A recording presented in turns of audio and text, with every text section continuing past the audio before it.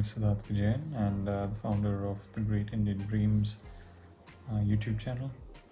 The intent for this channel is basically to create content, interview people who've created in their own way small yet significant Indian dreams that can be replicated by others who follow them.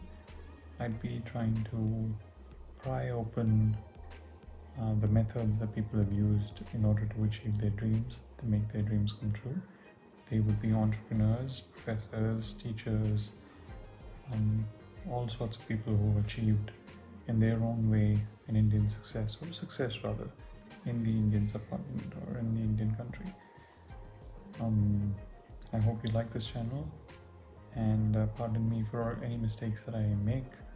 If there are anything that you find offensive or wrong, please do highlight it in the comments below. Reach out to me on the email address that I've been cited on my channel, and I really appreciate any feedback, positive or negative, that comes through to me. It's only going to make the channel more productive and useful, and this content is for everyone who is willing to reach their potential. That's the ultimate intent of this channel, and I hope I achieve a small portion of what I set out to do. Thank you, and look forward to your subscription and your comments. Thanks. Start with a brief intro into who Dr. Manikandan Sundaresan is.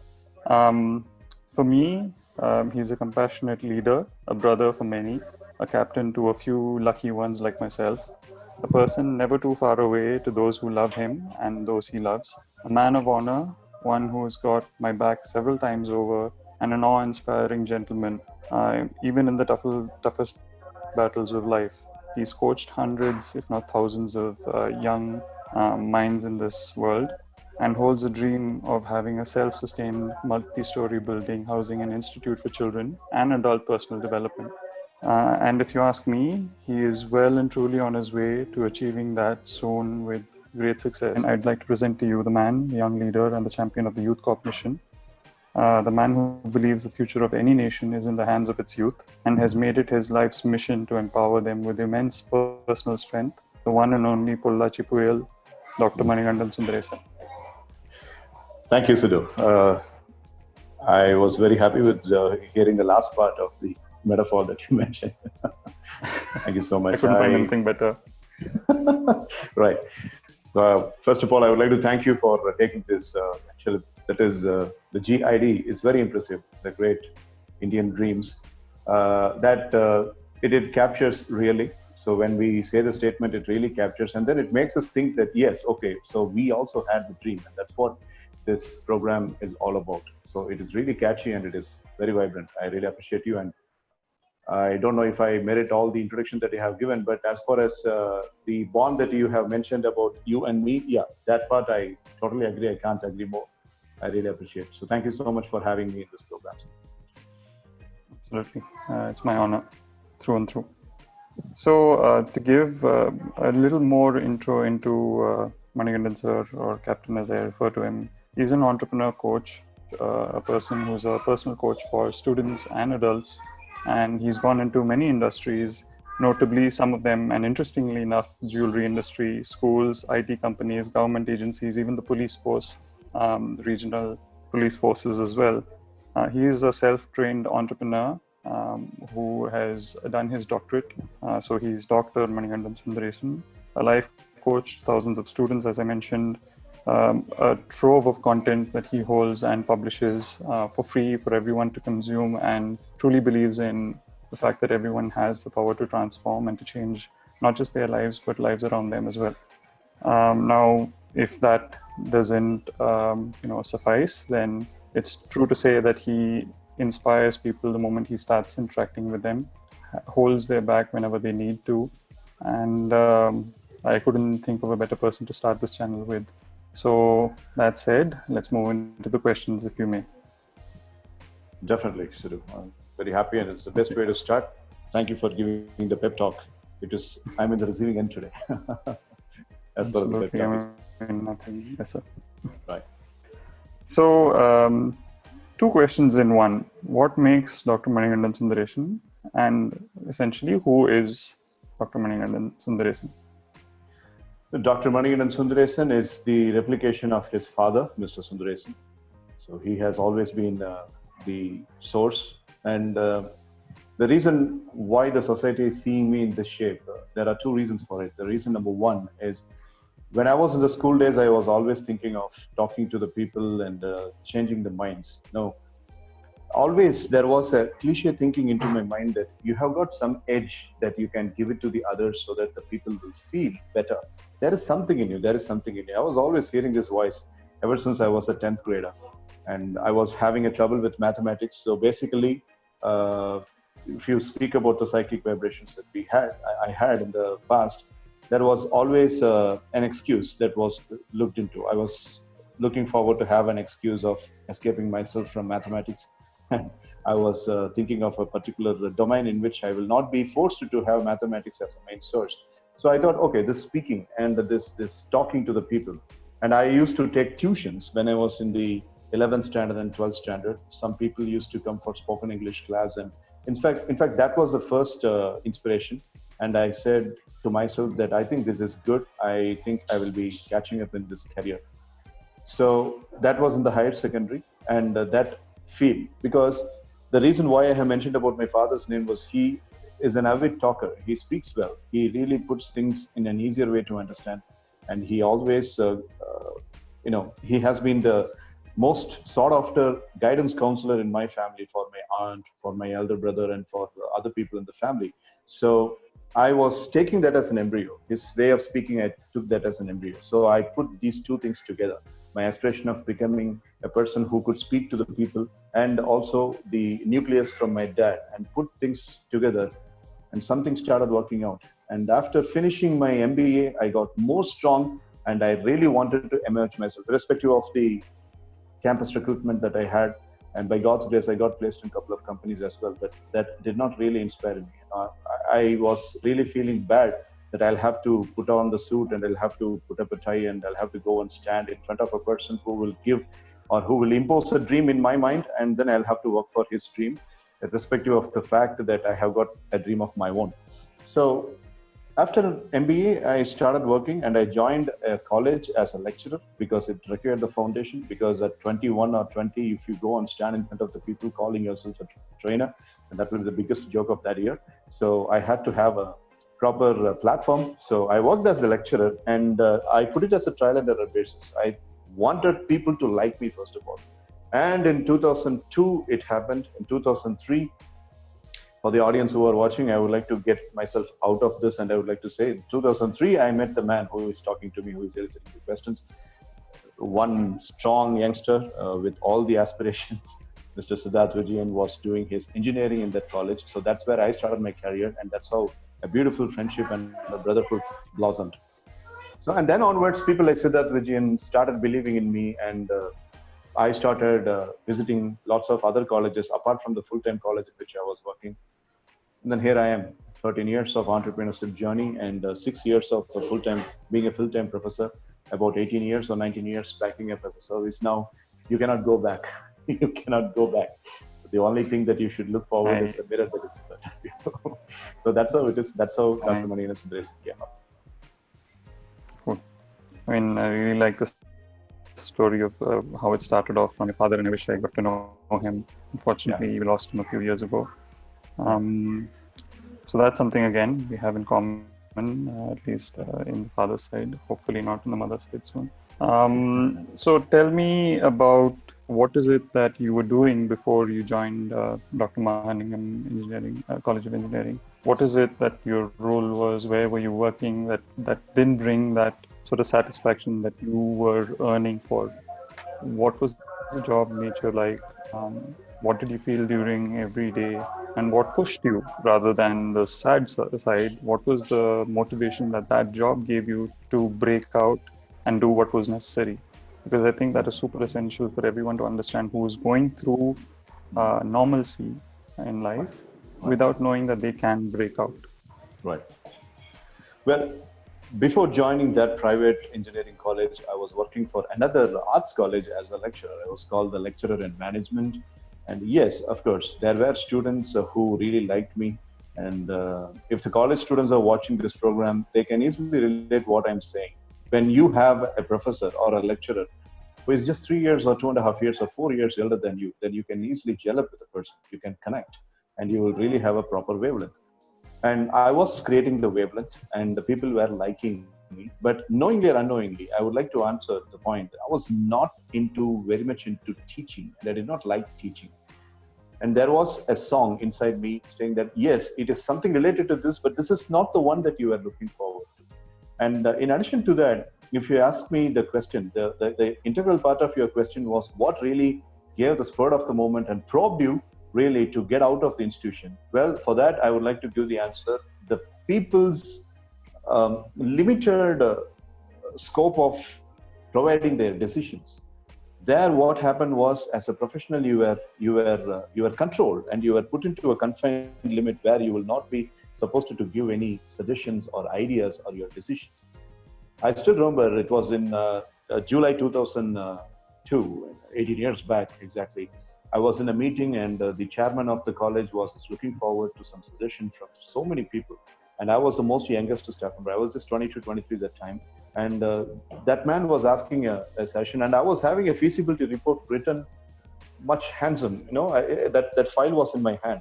Most of the other people were just sowing their points through the words, and I was having a feasibility report in hand because I was preparing the report with a prelude thinking that this man always likes things put into paper and things put into black and white. And that man didn't even look into the dossier that I handed to him. And he was asking me some question in an English, and I was having a separate level of English, which he was not able to understand.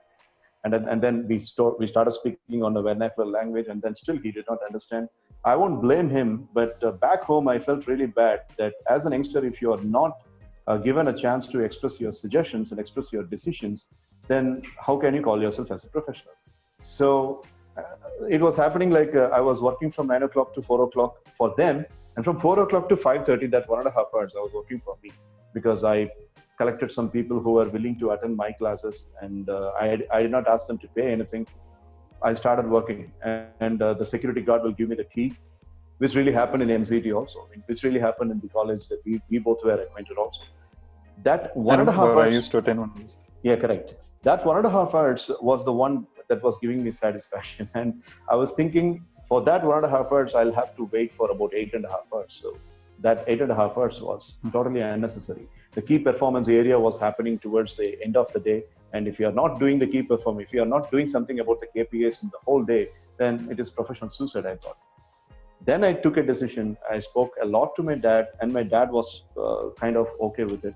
And I was about to start an entrepreneurial venture, and I was picked up by one engineering college. And that college mentioned, the secretary of the college mentioned that, look, you are doing a wonderful job in an arts college. You have to be here. That's what I feel. They took me to his room stating that I'm going to attend the interview, but they gave me a sandwich and a coffee, and they called it as an interview. I was not even questioned. The man, I'm really thankful to the man, the chief of the institution. He said, how can you help me in terms of the youngsters who are not having a vision? Those days, soft skills was a buzzword. And the only few magazines like Business World and Business Today were using the word soft skills. And when you look into any young man who is using that word, which is profoundly not found in any of the other magazines, then you will be really raising your eyebrows. And that has really created some stimulation into the secretary's mind, and he gave me the offer. And the only difference between the arts college and engineering college was the friends circuit. I didn't get students, I got friends. I got like-minded friends. And when I was doing my college education, I did not have that much good friends, but the students became very good friends, and they taught me what is friendship. And 4.5 years later, I missed my friends. The people who were very good friends of mine, they left the institution. They can be only in the college for about 4 years, right? So I cannot expect them to be more than 4 years. Siddharth Vijayan himself got graduated and he left the institution. And 2005 batch got graduated, 2006 batch got graduated, and 2007 batch was looking at me as if I was a senior citizen. So the gelling was not happening. But the evening session that I mentioned, that kept on happening still. So I wanted to milk that. I wanted to give life to that particular evening session. So I spoke to the head of the institution and I did not lie anything. That man was saying that you will be creating a very big vacuum if you are getting out of this institution. And I said, I got dreams to pursue. Maybe after 5 or 6 years, I'll again come back to this institution. And he said, yeah, okay, I will be waiting for you after 5 years. But I didn't go back 5 years. It's been 30 years. So I came out and thankfully that institution gave the foundation for the other institutions to understand what is soft skills training, understand what is behavioristic model training. And so many people started using my services, and the campus recruitment era was between the 2006 and 2000. Hello? So can you hear me? Hello? So can you hear me? Hello? Yeah, Yes, Sidhu. Yeah. Something. Can I continue? Yeah, yes, please. So that 3 years gave me a lot of foundation, and then it went on. It's still continuing, and it will be continuing.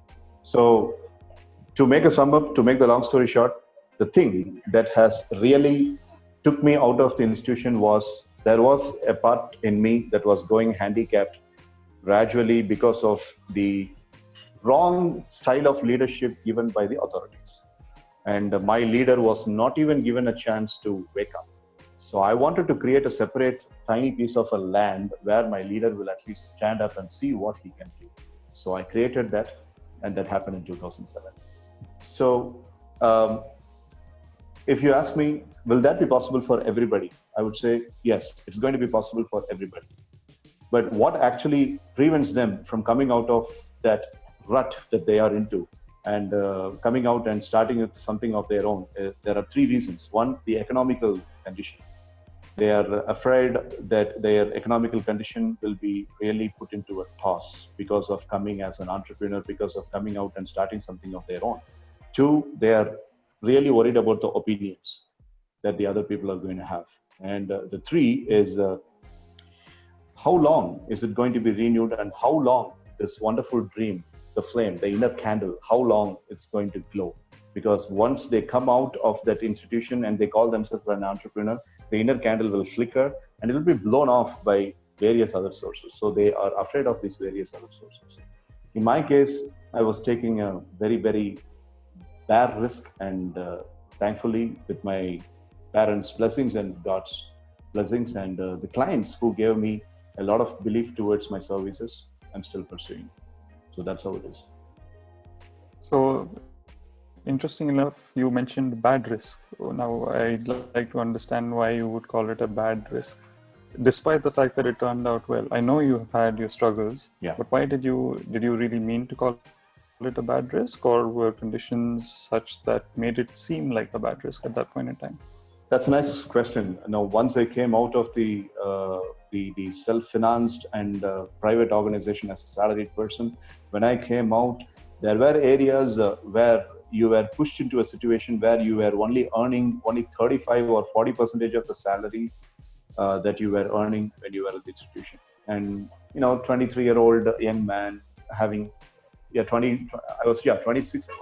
So 26-year-old young man, and you've got a family, a new family, and you've got a person who is along with you who has developed a lot of dreams. And the reason why I got married was I was a professor in the institution. My in-laws were very much surprised, and they were very much comfortable with the way that I was earning the salary in such an institution. But so that is also one among the reasons. The reason why I call this as a bad risk is there were situations where I was given a gloomy feeling that what if these college people stop calling me? Because the service that I'm providing for about 10,000 rupees, there is always about 15 or 17 people in the market who can offer the same service for 4,000, 3,000 back then. So competition, yes, there was a very big competition, but there was always a reason when a college has to decide that it should give a training program. It had a lot of things at the back. The chairman has to approve the hierarchy, the hierarchical challenges. The principal or the head of the department of a particular department which is seeking my services, they will hide their spine because they will not be able to take a decision of their own. They will have to always depend upon somebody else. This was another reason why I came out of a private institution, because you will never be motivated, or you will never be given a helping hand that, come on, I would like to hear your idea as well. So that was always absent. So my chances and my opportunities were clutched up with those people who were clutched up with the hierarchy. So that is what I mean, the bad risks. But right now things have changed. After 2004 and 2014 and 15, things have changed, because I have my own institution right now. People got enrolled into it, and the segment that I'm working on is not only college students. I have started focusing on teens and preteens, which is really very much satisfying these days. So the term bad risk mentioned that gloomy feeling that I always had, oh, what will happen in the future? How long is it going to be? Maybe 1 year or 2 years. Because some people around me kept on saying that, even in my family, 3 years, Mr. Manikandan, after 3 years, you are going to get back to the institution, looking forward for a chance, they said. And in fact, that gave me the fire. Until then, I was just normal. And once they started saying that, I became a dragon. And I wanted to prove them wrong.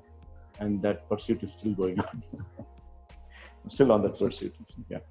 So if I may again clarify, it was more of a perceived risk than actually being a bad risk, correct? Perceived, calculated risk, of course, but an educated person like you and me would be calling it as perceived and calculated, because we have seen things. You have seen several things. You have been into troubled waters, and you're also a survivor. We both are co-survivors to each other. But the person who is watching this program, who does not have any sort of prelude mechanism of getting into a risk, will consider this as a bad risk. So I would like to break that stereotype thinking of that man. It is not actually bad risk, it is actually calculated risk and perceived risk, as you mentioned. Thanks to you, you have given the clarity on that. You've actually answered quite a few questions I wanted to ask you. Why do you do what you do? But let me go in a little deeper and find out what you're doing with, and I'd like for you to take some time to tell us what Youth Corp Missions is, what it wants to do, so that whoever is watching gets to know about your institution as well. So 2 questions. One, what do you do at Youth Corp Missions, for everyone who hasn't heard about you? And 2, why do you do it? What drives you?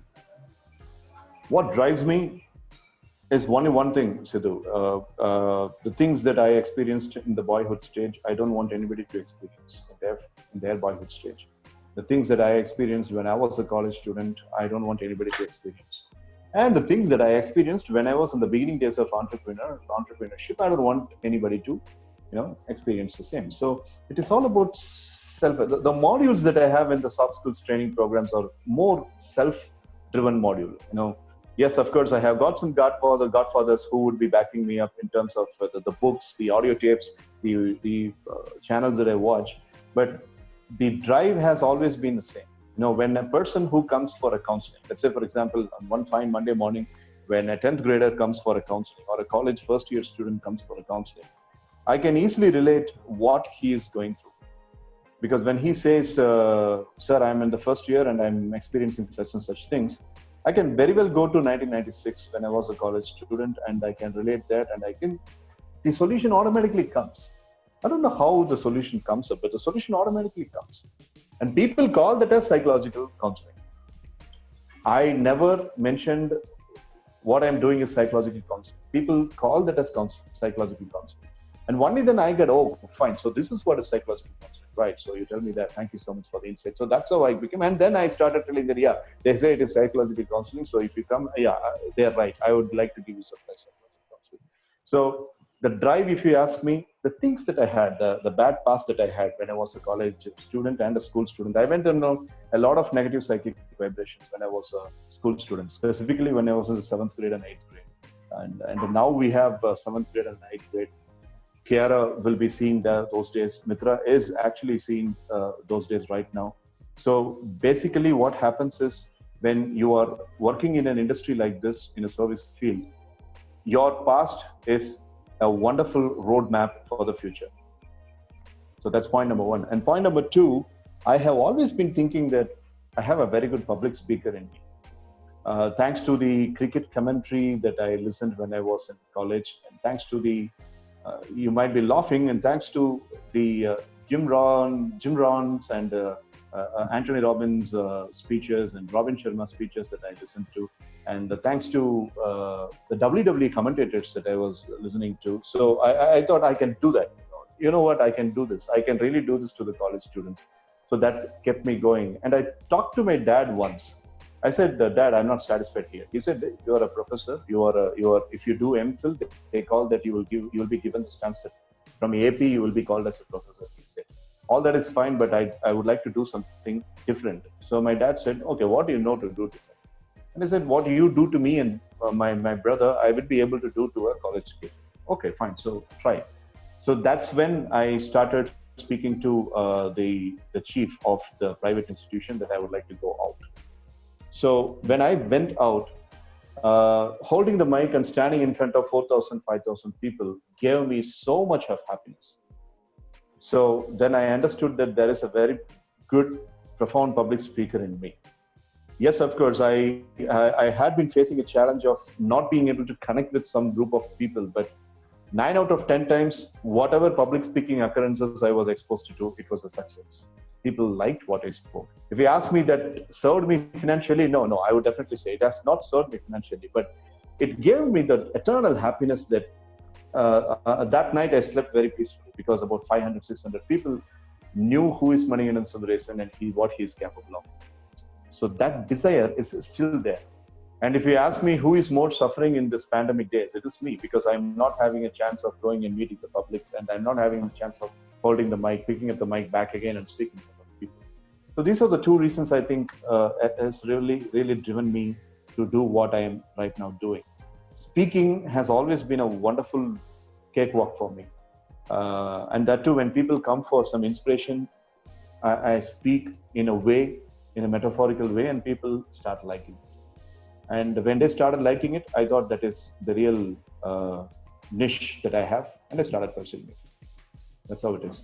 And it all got supported with the technological emergence and development. We got YouTube, and I still have the screenshot of the Twitter message that you sent way back in 2010. You said, Captain, if you are really getting across this Twitter, I think this is a wonderful platform to connect with many students. I still have the screenshot that you sent. It was you who has brought me to Twitter. And YouTube also. We were speaking about YouTube way back in 2009, and I have a YouTube channel now. So you have been doing a public relation officer kind of a work without knowledge, without your own knowledge, and you have been helping youth of training solutions in a lot better way. I'm glad I've helped in some ways. Right. Cool. All right. So now getting to sort of a next stage, what is your one guiding principle? Guiding principle towards me, or the guiding principle I give? In life, for you. No, for yourself. Not being after money. As much as I'm handling that, I'm very peaceful and happy. Not chasing money and not being after money. So when I so vividly remember this during class that you've said that if you start chasing, you will always keep chasing. Right. Especially with money. I remember you saying this very vividly. Right. It's a kind of a different paradox that I have been living to. So when you want a car, yes, you need a car. I mean, there is always a distinction between a want and a need. I always get into the needs rather than the wants. You know, my car is 6 lakhs right now, and it can take me to places. But it doesn't mean that I'll have to have a want that I need only a Benz or an Audi version or whatever it may be, or Jaguar version. And I know that I should have a phone right now. And I know that I want phone, but it doesn't mean that I need to mix up with the need that I will have to carry only an iPhone or something. So if a person is able to understand the difference between want and need, and if the person is able to have a self-control towards the luxurious things that could come and slash on the face, I think that will be a great guidance principle for everybody. So my guidance principle has always been not looking for money. For example, I have, in the beginning of the career, I would like to admit to you that when I go to a particular college for giving sessions or workshops, technically speaking, my auditing mind will start working that, okay, if these people are giving me this paycheck with this kind of an amount, I think I'll be really satisfied. But Yeah, I think I'll be really, yeah, it's okay. I think I'll be really satisfied if that happens. So way back in 2008 and 2009, I was thinking, but that was, that thinking was a disease, and I was looking for a cure. And I got the cure. The cure was as an entrepreneur, because at one point of time, I did not have anybody after my dad's demise. I did not have anybody to guide me as far as some of the challenges that I were put into. I got the cure.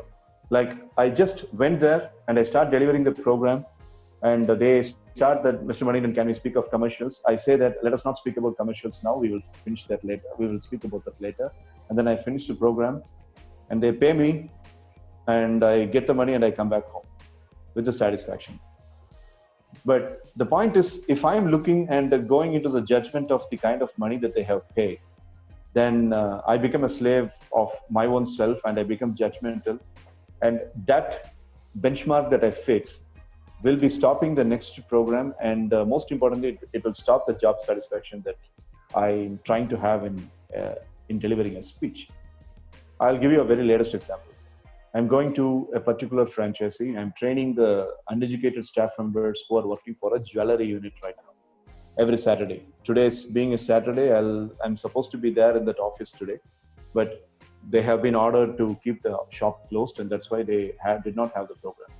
It's been 7 weeks since I have started giving this program, and each Saturday I'm spending about 2 hours along with them. The owner has never spoken to me about the commercials until now, and I have not also spoken. The moment I speak about the commercials, if I'm a little bit of a greedy person, and if I'm having judgmental things about this kind of the money that you're supposed to pay, the 8th session will be jeopardized. So I have given him a promise that I'll give 15 sessions. So only 7 sessions, 50% is over. Maybe after completing the 15 sessions, I will sit for a commercial discussion. There, I have got nothing to lose. He also has nothing to lose, because he cannot reprimand and he cannot give me a negotiation trading that from the next time onwards you are going to be this because I'm paying you only this much. I will also not feel very nerdish that he's paying only this much, let me limit my resources. I don't want that to happen. I want to be very happy, peaceful in all the 15 sessions. And maybe after the 15 sessions, if there is going to be a sadness or something that is going to be really disappointing, it is only for me, not for him. I have seen this several times. I have seen this for about 14 years, and that is not going to really affect me. So this mindset has always been a guiding principle. But if I start looking into the materialistic benefits, then the biggest danger and problem is, if you start looking at it on a one day, that first day of looking at such node will really damage all the 14 years that I have traveled so far. Okay. So everything goes meaningless. No, it takes just one kind of an ugly thing that you do that will really put everything that you did as good. Likewise, if I start thinking on that one day, then the 14 years that are backing me up will all go meaningless. So that selflessness and altruistic principle, if you spiritually ask me to turn the word, that altruistic principle is my guiding principle. Okay. Just riding on top of that, do you have internal battles with practicality when it comes to money? No, I did not. Because there are people around us who will always question, you need more to be able to do this, do that, for so and so, for so and so. And they'll give examples which sound very practically right? That you ought to have so much for your daughter, you have to have so much for your wife, so on and so forth. The reasons will definitely feel practical, meaningful, not too much to think. How do you have internal battles with that, or are you at peace with it? How do you encounter such conversations? I might have been exposed to that situation, but what happens is, the one thing that supported was the family members. My daughter never asks for any big things. My wife always keeps herself into control. And these people that you're speaking about, yes, they did a lot of things. They did a wonderful contribution of making me feel inferior and low in terms of my economical status. But that thing is not going to affect you until your family members and the people who are around your shoulders in your house start asking you the question. My mom, my wife, and my daughter, and myself, the 4 members. Brother is in Bangalore. staying very much in a few blocks away from your house. So these four people have never asked that question. These four people have always feel abundant with Manikandan Sundaresan's earnings. Thanks to them, because they have always been in that note. I have never experienced a day where somebody from my family comes and says that what you are doing is not enough, and there is no enough amount of resources to pay that bill. There is no enough amount of resources for fixing up that. I have never come across this complaint from any of my family members. So that has given me the cushion against all these pitfalls and all these catcalls given by the people.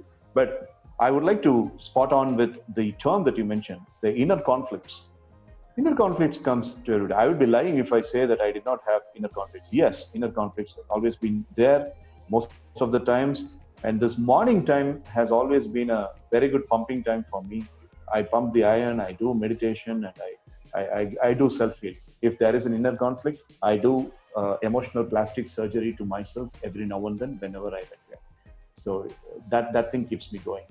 So I'm 41 now, so that inner conflicts had always been coming up. And the reason why I'm very much strong and healthy is because I myself do some self-healing process with inner conflicts. Thanks to the psychological therapies I started learning. After 2011, I have changed the training system pretty radically. Like the format itself got radically changed. Now people call me a therapist, and I'm a psychological counselor. So I give therapies to them. Practiced, tested therapies which stood the test of the time. So those therapies I myself am doing, so I'm escaping from those inner conflicts. Awesome. So I noticed you say something really interesting, and I think I want to coin this term as well. I want to call you Dr. Manikandan Sundaresan, the emotional plastic surgeon. You mentioned it yourself, so that's on you. But I like that. I don't think I've heard it anywhere. Emotional plastic surgery for yourself, and you probably are doing it for a lot of other people. Yeah, you should. I mean, these are how terms are coined, right? You should make something out of it. Okay. On that note, I'm sorry if I'm intervening. On that note, this emotional plastic surgery, you should be reading a book called Psycho-Cybernetics, Sidhu. I think we have spoken about this. I have that on my list. Psycho-Cybernetics, Dr. Maxwell Maltz, who was a plastic surgeon, and I would like to share the story with you. Back in 1960s, the world did not have so much of bunch of plastic surgeons, only less amount of number. And this man was a leader into it. And on a Tuesday morning, one girl called Maury, she comes to Dr. Maxwell Maltz, and she has a scar across her face. A very beautiful girl, good looking, and having all the sorrows of the world put on her shoulders. And she visits Dr. Maxwell Maltz clinic and says that, would you be able to change my face? And he was very confident, and he assertively mentions that, bring your photograph. What's your age? I'm 19. Okay, bring your photograph that you snapped at the age of 80, 1 year back. So she brings the photograph, and he starts looking into the photograph, and he confidently says the clinical procedure system. And the girl, without any animation on her face, not because of the injury, but also she's not very much animated with all the good things that Dr. Maxwell Maltz mentioned. And even Dr. Maltz was wondering, why is this girl not getting happy? I'm saying that I can give you the beauty back with this plastic surgery, he says, and nothing inspires the girl. And she says, yeah, okay. And after the surgery, make sure that you are giving me the bill. I'll send a check to you, she said, and she left. And this man took it very personally. Oh my God, I used to have the clients who used to jump between the sky and the ground when I say something of that sort. And this girl is really annoying me. So he puts up a trunk call. Back in 1960s, telecommunication being very poor. He puts up a trunk call and he asks, young lady, are you not really very happy with what I have said this afternoon? I said I would be paying the money that you are asking, and it's a wonderful thing that you're going to do. Agreed, all that, no offenses. But what is that to be very happy about? Because you are doing your job and I'm looking for a service. It kept annoying Dr. Maxwell Maltz. So the surgery happens, and Maltz was very confident that after the surgery, the post-surgery reaction has always been very animatic from the other clients. So he thinks that he stands with the mirror. Right hand, he holds the mirror. Left hand, he holds the photograph. And normally what happens is when the person is unveiled from the bandage, they will look into the mirror, they will look into the photograph, they will jump, and they will give a very affectionate hug to Maxwell Maltz, and they will see him like an idol. He was expecting the same reaction. The bandage was taken. He hands over the two objects to the girl's hand. She looks into the mirror. She looks into the photograph. Looks into the mirror. Looks back into the photograph. And she keeps both of that on the table and says, "Thank you, doctor. Send the bill and I'll send the check." She leaves. This man was totally angry and he was annoyed and he was livid, and he started shouting at the girl. And the girl was saying, "I'm really sorry. I'm not that of type who will be really very much enthusiastic and exaggeratingly emotional when you do something. You send me the check. Maybe I'll give you 40% extra of the fees that you are looking forward." And that really ate him. And they said that, whoa, wait, this is a charity surgery. You understand that? I'm not going to collect even a single penny from you. If you are speaking about this like this, and if this is a total reaction that you are giving on a transforming surgery, then I don't want any money from you. So let it be a charity. And he insults a girl. And the girl comes calm and she holds his hand and she looks into the eye with the beautiful face that he has given through the surgery. And she said, "Dr. Marx, you're a plastic surgeon, and you regenerated the tissues across my skin on the face. All that is fine. So you have done a wonderful physical plastic surgery on your face. This accident happened. My dad and mom passed away. And because of this scar that I had across my face, I was engaged and that man went away. He walked out on me. And there are plenty of emotional surgeries to be performed. What you did is plastic surgery. But can you do emotional plastic surgery to me? Will you be able to do that?" And then the man was speechless. So that is why you have corrected only this, but you can never get into myself and you can correct my emotional injuries. My emotional injuries will be there and I'll have to do something for which you don't have a solution. Saying this, she broke the man into part and she left. And then onwards, Dr. Maxwell Maltz changes his ideology. He stops practicing plastic surgery and he starts writing a book called as Psycho-Cybernetics. And you won't understand, you won't believe, Sidhu, more than being a plastic surgeon. After writing Psycho-Cybernetics, he became world famous. Right? So he took a lot of people and he came up with lots of therapies after doing the research on Psycho-Cybernetics. And those days, Sigmund Freud and Charles Jung, the Jungian therapy, were really ruling the world after the post-World War II, all that. But this man's Psycho-Cybernetics were well received. So then when he got into the coffin, he went out of this world with a satisfaction, not as a plastic surgeon, but as a Psycho-Cybernetics preacher. So I want you to read this book, if you will. Sure, I have it on my list of books to be read. Awesome. So next, I'd like to sort of give you some single word terms, and I'd like you to define it for me in your own terms, right? Sure. First one being pain, suffering. It will pass on. I mean, if you're giving too much of life to it, it is really going to dominate you and it will become a monster. Kill the monster when it is little. It will pass on. So it is, you can always, whatever the pain and suffering is, you can always kill the monster when it is little. Happiness. Happiness, there is no way for happiness. Rather, happiness is a way. Happiness is always inside us. That's a way. Now, you are happy now looking at me. I'm very happy looking at you. So we both are really happy for the past about 30, 40 minutes. So happiness is a state of mind. It is not something that could be paid for and procured. It's a state of mind. So you want the answers in this length? Yeah, perfect. Okay. Sorrow.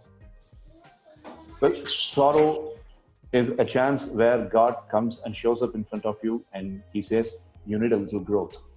And he gives you the sorrow. And you can use the sorrow as a leverage and as a growth spurt, and you can really consume it and you can grow.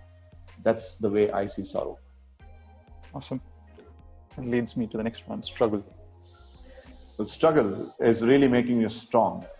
What doesn't kill you makes you strong, right? So speaking about struggle, I would like to give a metaphorical example. When I go for the bicep curl or when I go for the chin-up, there is a terrible struggle of these two elbows not being able to carry the entire torso and the lower body's weight. That's struggle. But what happens is you go for the extra repetitions of 4 or 5. And then you get a pump after you leave that chin-up bar. You get a pump on the forearm, you get a pump on the bicep, the trapezium, shoulder, chest, and the latissimus dorsi. For that pump, I can go along the struggle to as much as I can. So that struggle is what is giving the pump. So metaphorically speaking, the struggle always comes up with a hidden package called as that pump. So if you're not able to look into the pump in the package, then you are really doing a mistake. So wait for the pump Next and one. continue to struggle. Yeah. Sure. Next one is success. So success is just like I was explaining about happiness. Success is in tiny, tiny things. When you are giving your heart, mind, blood, and soul, and you are giving your 100% in anything, and the feeling that you get after you give the 100% is what is called as success. Nothing else. I'd Success like to cannot be. go a little more on that because people tend to think of it differently. They put markers, they put milestones. They don't really understand what you just defined there. So I'd like you to explain a little more so that people get a little better perspective on success. Well, that's because the ego is given so much of importance. When I say success, and if I'm, hypothetical situation, if Manikandan Sundaresan is a person who is driven by ego, and that ego does a lot of crazy things. Okay, so the ego defines, it gives you structure, it gives you lots of judgmental perceptions, and it asks you to define things with numbers, resources, and the kind of size, magnanimity. I would like to speak about Oscar Schindler. You might have read about him, and you might have watched Schindler's List as well. You heard about him, Oscar Schindler? Oscar Schindler, you heard? Yeah. Well, I've heard of the movie. I've not watched it yet. I think you will have to watch. Liam Neeson is a wonderful actor, and he did it well. Okay, right. So let us not get into the movies. Let's come back to Oscar Schindler. See, Oscar Schindler was very much successful. He considered himself very much successful. When the Germans beat the Jew, just like that, and they wanted the Jew to evacuate from the regions, and Oscar was really trying to milk up most of. He, being a German himself, belonging to the Nazi party, he started milking up his own business. And he started employing lots of Jews who were really lifeless and jobless. He was considering himself very much successful until one of the Hitler's disciples was really putting all those Jews into the massacre. So once he was killing the massacres and the Holocaust, which is a very historical kind of unfortunate incident where almost about 6 million Jews were burnt out, that changes Oscar Schindler's mindset. And what happens is whatever the profit that he had earned from that business that he did with the Jew, he put the money back to buy every single Jew from that particular camp in which Hitler's army were torturing the Jews. So he buys every single person. He buys every single person, and he buys about 1,800 of the people, and he puts them in a train, and he sends all those people to his hometown. There he sets up a separate factory, and he employs them, and he makes them. They are called as the Schindler Jews. They themselves are calling themselves as Schindler Jews, and they are still there. They're still there. Okay. So here, Oscar was not realizing success when he was minting a lot of money when he was running that factory. He considered success, and only when he has taken all the 1,800 Bailed people, them out. Correct. So that's what he considered success. And the funny part, the biggest irony was, US beats Germany in the World War, and Germany surrenders. So Oscar is also arrested, being a German man. And these people gave him a ring, thanking him for all the things that he did. And when he looked into the gold, and when he looked into the emblem that had the Nazi party emblem, that was a gold pin, and he starts crying, why should I hold this gold? Even by selling this, I could have got some money, and with that money, I would have bought 2 more Jew people from the camp. So he cries, he panters, he falls down, and then he is taken to the hanging. So that man realized what is success only when he was experiencing the emotional feeling of buying those Jews back from the camp. Coming back to the question, success is about the state of mind and what you feel within yourself when you have put the 100%. When the other people are naming it, when they are labeling it, then that's not your business, that's their business. So in order to finish the answer for the question that you asked, the other people will be naming and labeling it. And please understand that other people are looking at everything in their own perspective. You are not responsible for their own perspective. You are responsible only about your perspective. That's how it is. Okay. So moving to sort of a different chapter, how do you define life in your own terms?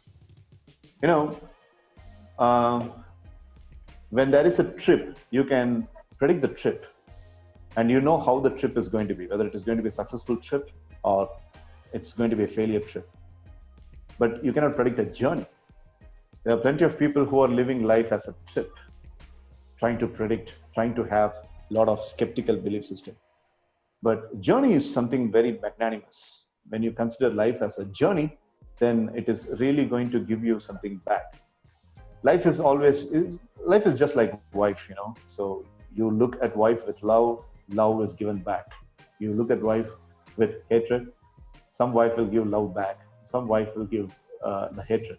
And your friend, what I mean to say that life is not like wife, life is not like any other companions that you could have. Life is like a very good friend, because if you treat well and if you're really having an attachment towards it, the friend is really going to be always along with you. It is about every single day being thankful of what you are vested with and what you are blessed with, and trying to take as much benefit out of it as possible.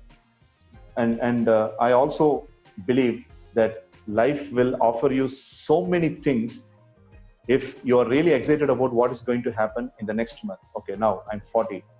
What is going to happen in 45? There were people who were really struggling when they were 45. So now I'm going to be in that situation. Fine. So let me see if I'm also going to struggle like them, or I would like to prove in a different way and I would like to prove them wrong. So if you see life in this perspective, then I think you are away from so much of stereotypical kind of pains and struggles that the people are saying that you will have in life. You can escape all that.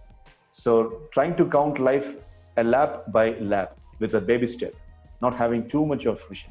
But at the same time, I'm not saying that you should not have a vision. There is always a difference between having a vision and being so much responsible and being so much weighted about the vision. That's a different story altogether. What I'm saying is have a vision, but take baby steps. That's how life has to be seen, in my opinion. Awesome. We're actually about an hour or so into this. Do you want to take a break? It's okay, Siddharth. We can continue. Okay. Would you like to have a break or something? No, I'm good as well. Yeah. Cool. So next I'll get in a little personal. Who and why is the most important person in your life? And it could be more than one. So please be elaborate with it. Okay. So can that be family members? Of course. Yeah. My dad has always been. We spoke about a break, so can I take a little breather, Sidhu? I would like to put on the charge. Sure. If that is not going to be a problem. Sure. Right. Sure. I'll also go get some water then. I'll Yeah, pause please. it. Have the question again, Sidhu. Important person in your life. It could be multiple people, and why? Briefly. Well, very important people. I've got some 4 or 5 people. That includes everybody in the family. That's default, right? And if you ask me specifically, yeah, my dad, because he has been always a big support, and we have spoken about dad already. Second person, my elder brother, Mr. Sundaresan. So he, after my dad, he took a lot of responsibility. Exclusively, we both were really having a struggle keeping our mom on a very safe position. After the dad's demise, it was very difficult to hold up mom, and mom was also a very strong person. Now she's catching up and she's really doing well, thanks to God and thanks to dad.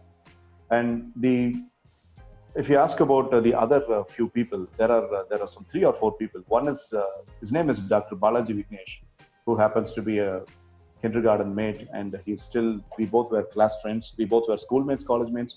I think he's one among a very important friends, and he's traveling along with me in life. And he set up a career by talking to me. He did not want to have a career, first of all. He wanted to get back to agriculture just like his dad after MBA.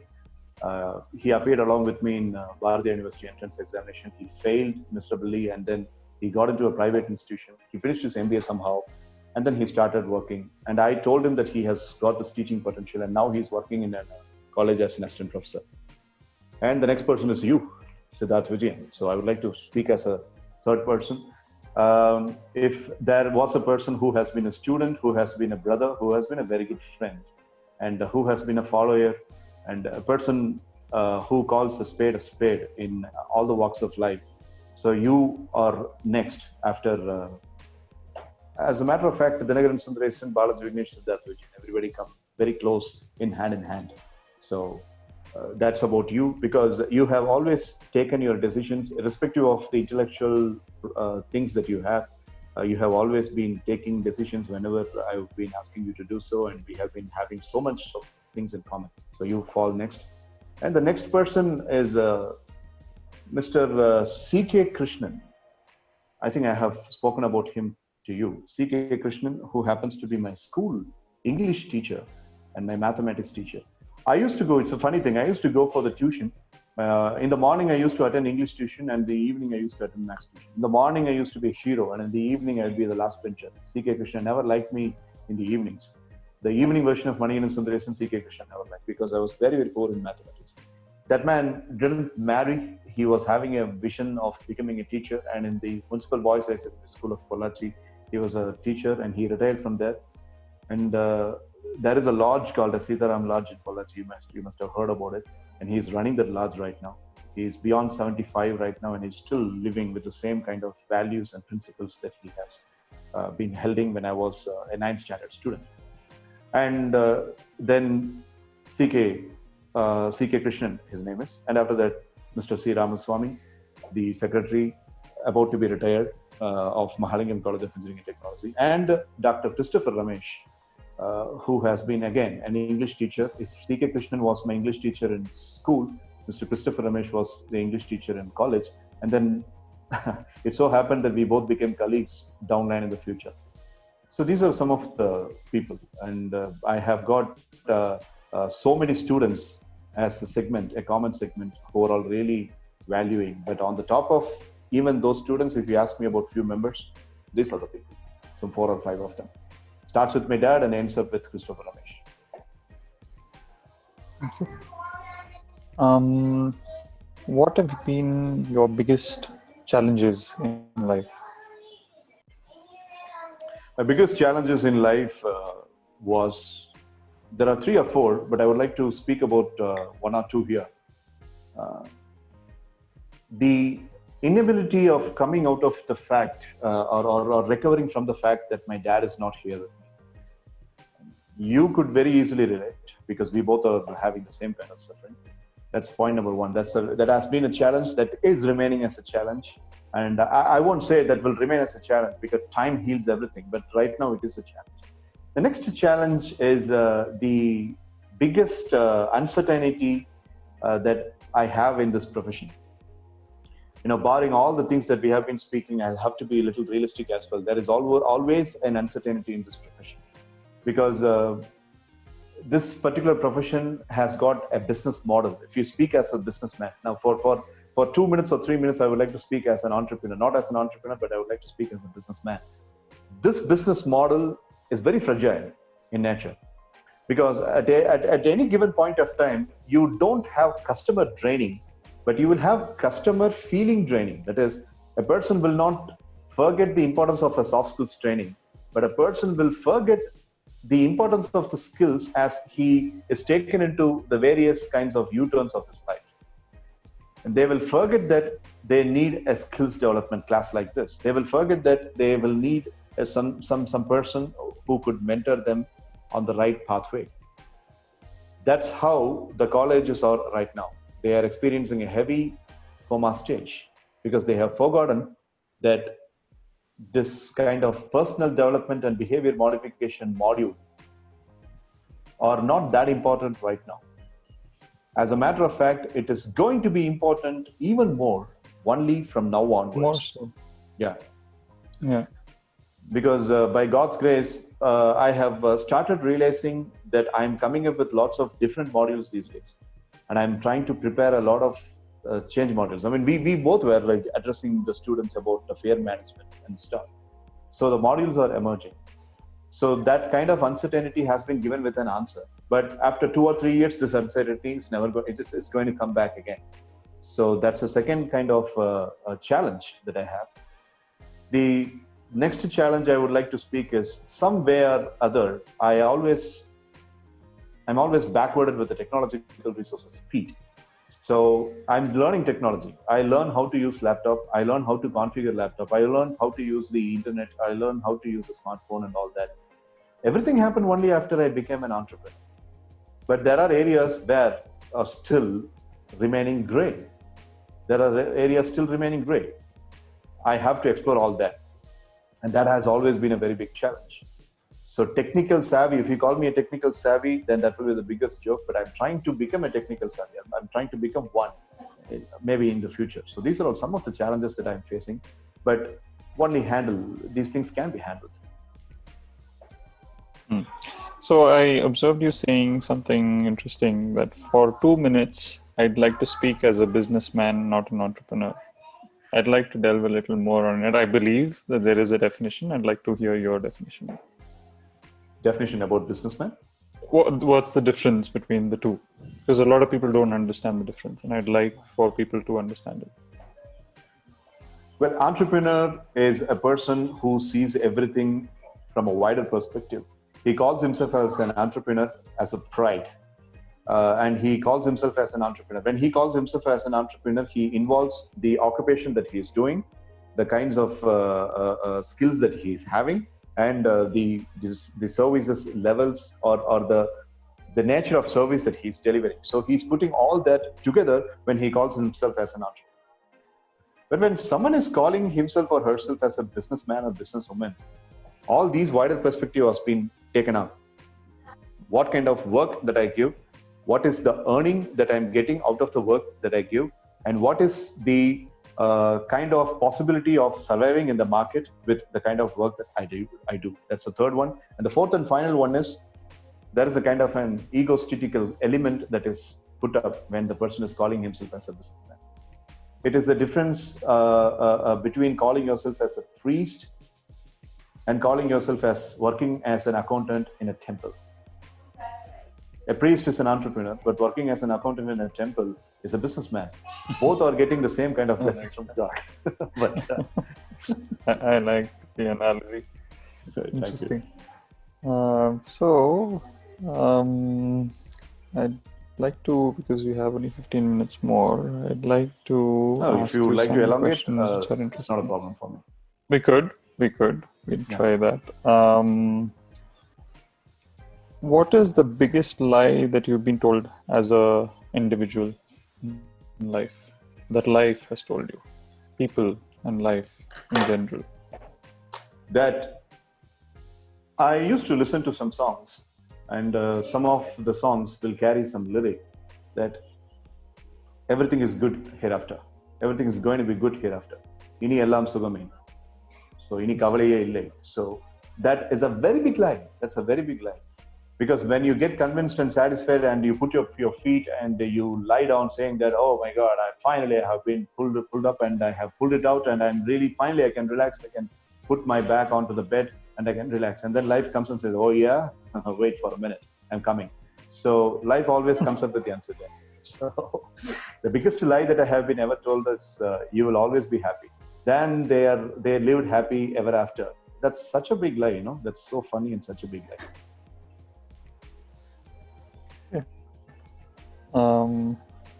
I'm just taking notes so that I can have this as reference. Right. Are there any other myths that you want to bust? Some myths that have been passed down generation after generation that you want to break? There's one make big people myth. understand that these are myths. Of course, yes. There is one big myth. Even I'm wondering how to crack that myth. It is always like a puzzle for me. And you see, Sidhu, let us go back 2 years or 3 years back in the timeline, and those times, plenty of engineering students got graduated. People joined jobs. People started businesses. In 2016, 2017, if they have started, and they would have got plenty of preoccupied thinking in their mind when they started that. Now what they are thinking, we are having this big problem that is standing in front of us, and something that the history has never seen, and we are seeing that in the history. So now what those people are thinking, the people who have started the business 4 years back, the people who finished their graduation 4 years back, people who started studying 4 years back. These days, when I speak about goal setting, career mapping, career planning, let me be very honest with you, I'm not getting a proper motivation to speak about all of that. Because anyhow, if you are going to teach the student to set goals, yeah, he will be setting goals, but what if something of this sort comes and stands in front of him? It is going to come. We are going to have several things like this coming up. So that kind of, that particular law, that evil law, comes and strikes me in my mind. How are we going to guide the people? Because when you are speaking about the goal setting and all the soft skills leadership module, one person will come and looks into your eye and will say, come on, this is all really BS, because you're going to have a pandemic like this, and when it comes to you, everything goes downturn. What am I supposed to do? If a student asks such a question, I don't have an answer. I want this myth to be broken. But don't think that I will be mumbling about it and I will be sitting in the corner. No, I'll be working on a module, how this myth can be broken. So this is one particular myth that I would like to break, and that solution should be given to generation and generation after. So I'm trying to work on it. I'm trying to really work on it. So the evening sessions I'm having with the pre-teens, because pre-teens are the best target audience for giving this myth. You might be having several situations like this in the future, but that is not supposed to stop you. I remember last year, the same time, I was praying for rain because the rain was very insufficient. But look at this year. This year we are having sufficient rain, no complaints about that, but we are dealing with a different problem.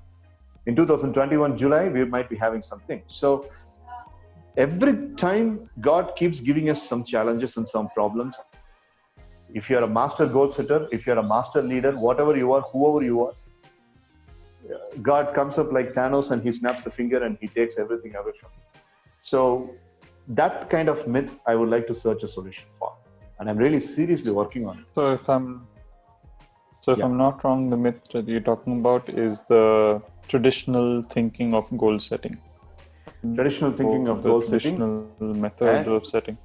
Yeah, and the law of uncertainty, that is the biggest evil factor for any person who is having the mindset of setting goals. It's like the paradox of searching for a key and God changes the lock. It's a paradox of looking for a solution and you think that you have become stronger, and then some other version of problem which is not even being introduced to any human race in the human evolution comes and stands in front of you, and oh my God, where did this come from? So that's a myth I want to break, and as a trainer I would like to give a solution for that. Okay. One phrase, or maybe 2 or 3 phrases, one word or 2-3 word phrase explains or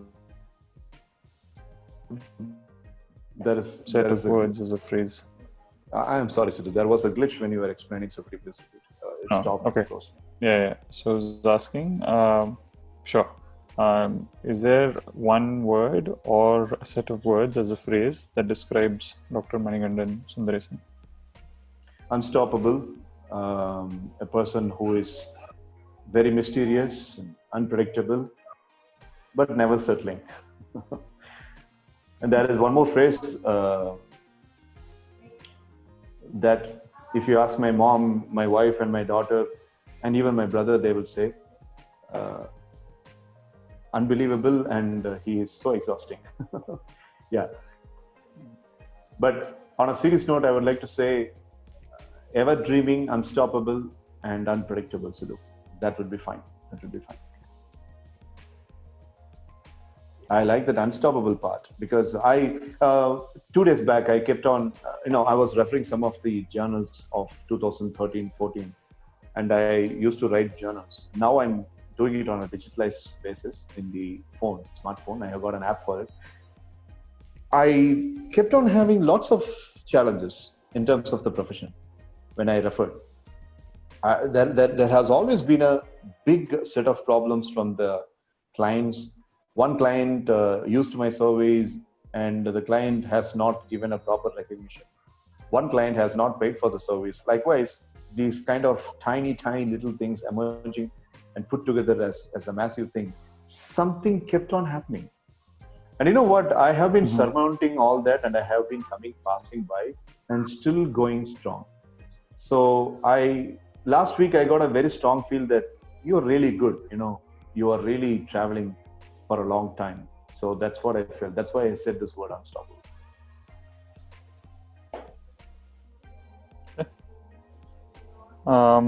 Cool. I think I've covered pretty much everything. The one question I didn't ask you, and I think I should ask you this, is you must have definitely encountered students, family members, friends, a lot of people with two different sets of mindsets. Fixed growth. How do you inculcate growth mindset in people who have a fixed mindset? I mean, fixed mindset and the people who are seeing things on wider perspective when you mentioned. I would just like to have a clarification on the question. Whenever they approach something, there is a fixed mindset that they approach it with. You have a different perspective, maybe right, maybe wrong. That's the whole point of having a growth mindset, that you accept that you could be wrong. You have a perspective, but you are all open to another one. Right? That kind of a process, yeah. Yeah, I have been exposed to plenty of people. Even if you are addressing a group of about 50, 60 people, 40 people will be in this segment and the other 20 people will be in that segment. But you've got to understand that the human brain is a borrowed resource. When a person is born and the person is raised up by the family members, the brain is something that is not 16 years old. If you take a case of a 16-year-old boy, the brain is not 16 years. It is a borrowed resource. It was living in a sparrow before, this boy's mind, and it was living in a snake, or it was living in some other species, and it has been borrowed. The biggest part is whatever the mindset is, fixed mindset or a wider perspective mindset. Parents, the growing circumstances, the education, and the self-talk put by that individual. I would like to repeat: parents, the circumstances, the education that was given to the boy or the girl, and the self-talk that they were putting into it. So if you ask me, I would like to bring about Bruce Lipton here, a wonderful neurobiologist. And Bruce Lipton says the first 7 years, whatever you put into the mind of the child, then you're pretty much sure how the child will be in the future. Now, your daughter is definitely into this category. I know she's 7, she's 8 now. What is her age? 5. Yeah. Turning 5 in a She still has a wonderful 2 years. So Bruce Lipton says whatever that you put into this mind for about the first 7 years, if you want the child to become a rocket scientist, feed accordingly and say things accordingly, the child will become the rocket scientist. No matter how. I mean, irrespective of the political influences and the pitfalls of the government and the constitutional flaws that we are having in a particular government in which we are living, irrespective of all that, the child will emerge successful. That's what Bruce Lipton said. And when I watched this video, I started exploring the theories of Bruce Lipton, and he speaks about the ecology of the human evolution, and everything is coming on a true basis. You cannot find a fault in his experience. So coming back to the mindset that you mentioned, those fixed mindset people are the ones who were left reckless in the first 7 years of their growth. And you cannot go back in time and change, right? But the people who are having a wide perspective, if you make a deep analysis in their house, you would have had one particular dad or one particular uncle or one particular brother or a cousin or a senior grandma or grandpa would have done that programming into the mind of that particular person. And that's why the person is like this, right? So when you are trying to change the person, you are trying to change only the secondary thing. The primary source is somewhere else. So either you ask the person to motivate himself or herself to go to the primary source and try to change himself, or you balance the person according to whatever the person is. That's what Andrew Carnegie, the big steel businessman, did in the 19th century. He was a very big steel businessman, and he wanted people to dig the ground for getting the iron ore raw material. And he put only those people who are having cranky mindset, because that person who is with a cranky mindset, that person only will be able to do that hardcore work. All he needs is just a piece of bread and a little bit of brandy at the end of the day. So Andrew Carnegie tried to recruit only those cranky people. He did not try to change those cranky people into noble hearts. He just gave the work according to the character and value system of the person. So we got only two choices: either go back to the primary source and change him psychologically, or you just deal or treat the person according to the person's mindset. But I always go for the first one. I try to change the first one. We speak about some of the students way back. Let's go back. Let's make a flashback of your college days. In 2003, 2004, when you are a final year student, mechanical, Vinod was there. He was a very good friend of you and friend of me. And what is his name? Vasant was there. So those people were really, they were also having the friendship. But some of the work that I can extract from Sidhu cannot be extracted from a person like Vinod. So I gave him the work which he would be able to do, and I gave you the work which you will be able to do. So that's on the contrary as well. It's all about like something that only he can do. I wouldn't be able to. Right. Exactly. That's also right. So that's how it is. So that's the best way to deal. Hope I have answered that question. Okay. Yes, absolutely. So just three more questions. One of them is a very simple one. You mentioned an app that you use for journaling. If people can know what it is, that will be helpful. It was Evernote app. Evernote is, I'm pretty sure that is also on your phone. So the green color icon, one with an elephant, Evernote. Elephant, yeah. Yes. Correct. Stopped using it. I used to use it quite a lot, but it's a useful app. Right. 2, how do people reach you? I have never gone to an extent of going to some client and giving a sales promotion presentation.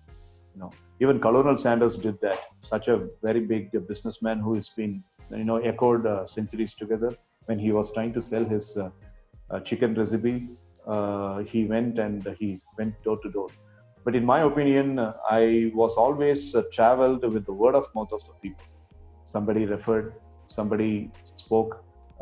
Now I have started giving the classes for the teens who are living in the US.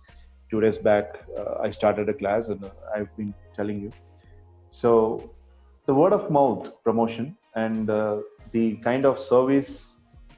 My brother used to say that this man touches lives of the people. This guy touches lives of the people. So he gave me that compliment very recently.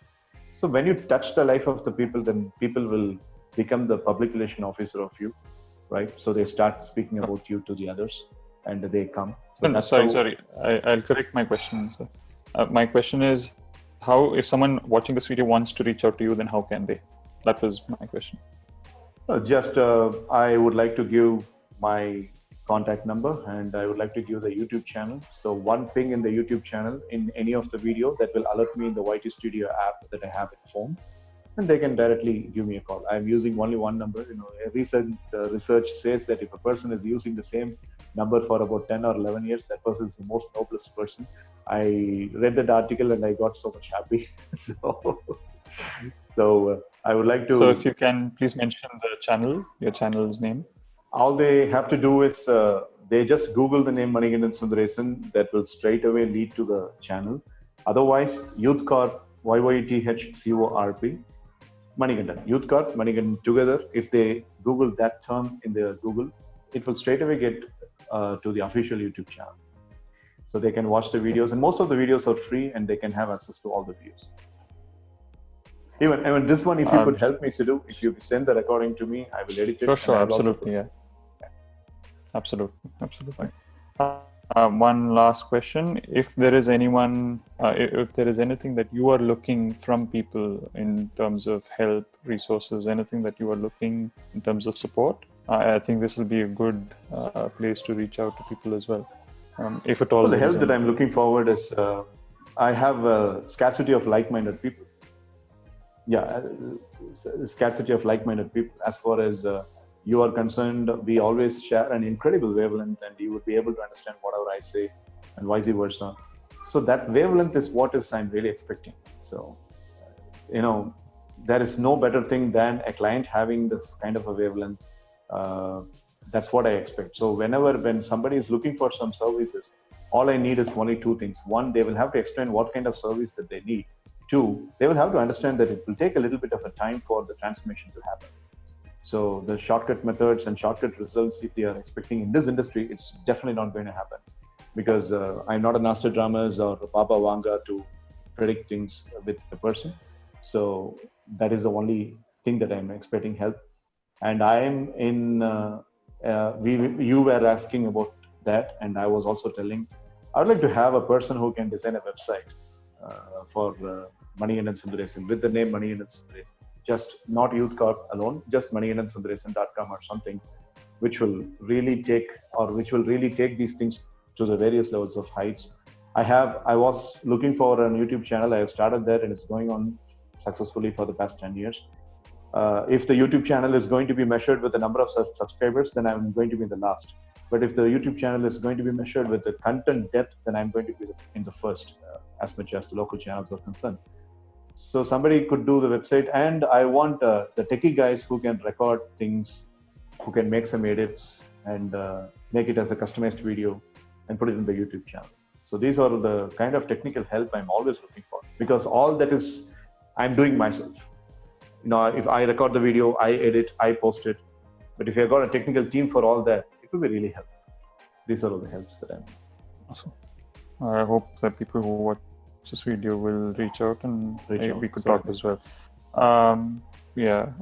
Just one last thing. What are the books that you're reading right now? Are recommended books? Maybe 2 to 5 books that you recommend and are reading right now. You've already mentioned one, Psycho-Cybernetics. Anything else? I have always been a great fan of Orison Swett Martin.